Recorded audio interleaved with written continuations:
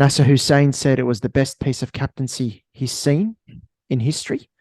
Ben Stokes called it the greatest away test win, and I can't disagree with it, to be honest, watching that match. And I've had to make sure I wear my Australia shirt tonight just to remind myself that I'm an Australia fan and not to praise England too much. Speaking about the cricket that's been happening, like I said, like you said, I'll definitely disagree um, with people saying it's England's best away test win. Um, Come on, I mean you can't argue against Adelaide 2010 or Mumbai 2012. Those have to be right up there in terms of the way those teams approach the game, Mm, especially India, Mumbai, coming from a really hampering loss in the previous test, in the first test of the mm, series, mm, to mm. come to Mumbai and to play that innings by, see that innings by Kevin Peterson, and the way Monty Panesar and Graham Swan bowled against it was like against Tendulkar and Kohli and all these guys. Yep. Um, I surely put those two up right up there. Even Yep. Adelaide 2010, Yep. um, with Graham Swan again taking a fifer.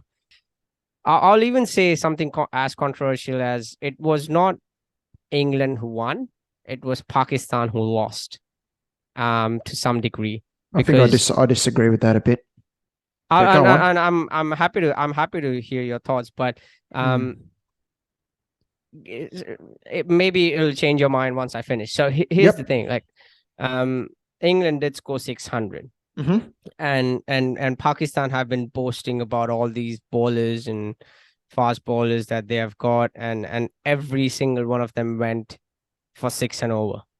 Mm-hmm. Um, Babar Azam, supposedly the golden boy of Pakistan cricket, the golden captain of Pakistan cricket.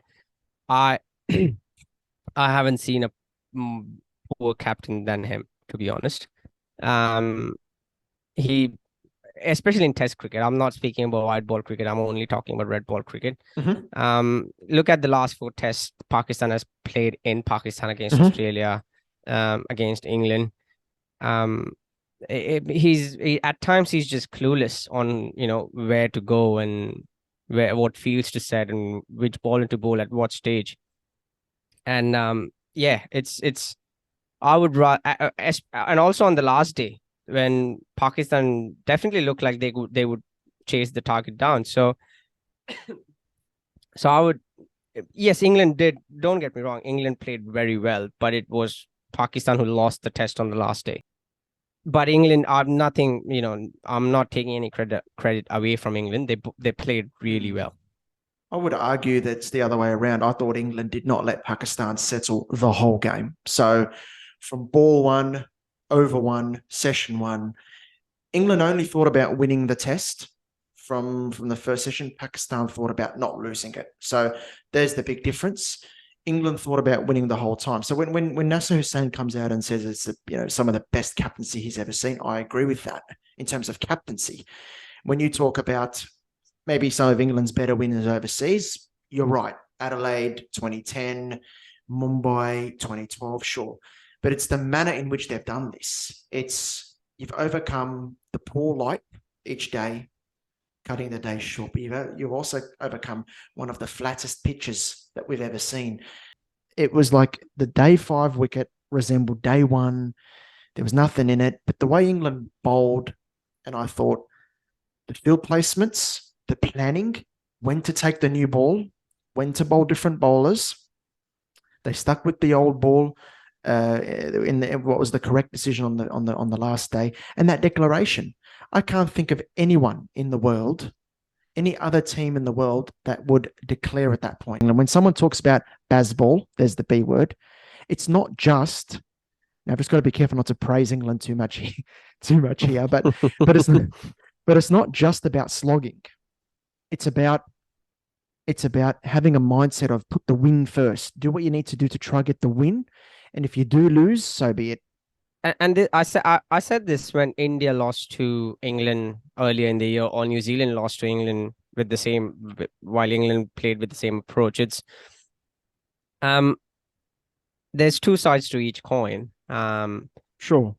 the captains, like Babar Azam has been clueless. Let's all agree to that. He has been clueless in terms of when even India and New Zealand seem to be clueless onto how to approach this new batting style from England. It's although I would also say it's not new. We have seen it before, but yeah. Anyway, for England, it's new. And that's where I sit at the moment. Is there has to be teams now know what kind of approach England will come into a test match with. Yeah. And they have to make plans accordingly. There's times in the test match where I thought the field placements from Pakistan were crazy, like an offside dominant field on a flat pitch. That was a big no-no. You've got to be bowling straight and you've got to be targeting the stumps on a flat wicket. You know what I mean? So bowling that sort of line outside off stump that you'd see in England or Australia or wherever was completely wrong. But for me, I look at the way England approached it. I don't think any other side in the world will win that game. That's my opinion. No other side's going to declare. Name me a captain who would do it. Everybody, a lot of people on Twitter are saying you had to get 60, 70 more. They declared too early. But the thing is, what I liked about England in this game was when you dangle the carrot, it gives you an opportunity to take wickets as well, because the opposition is going to naturally play a few more shots when they believe they're a chance of winning. And it happened.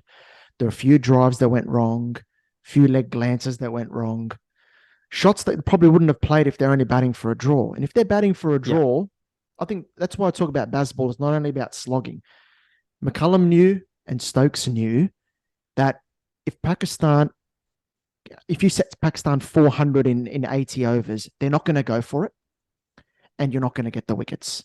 Some of the bowling was outstanding yesterday as well. James Anderson, 40 years of age, to produce what he's done. He took 5 for 88 in 46 overs in the test match. This is a bloke who's 40 years old on a flat wicket. Yeah. And I thought, I don't know what he does. I don't know what his routine is. I don't know what it is. Yeah, I'm 29 and I struggle to walk down the street.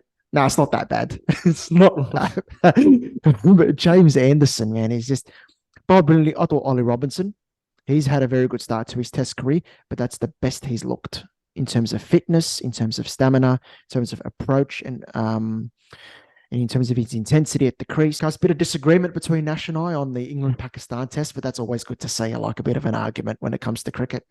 It was very good. You get the Australian defending the English. What's going on? But I would still say Pakistan will win 2-1.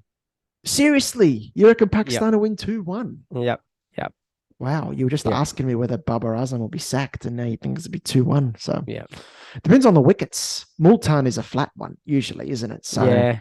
But I'm still backing Pakistan here. Oh, well, let's see how this goes. All right. We'll see.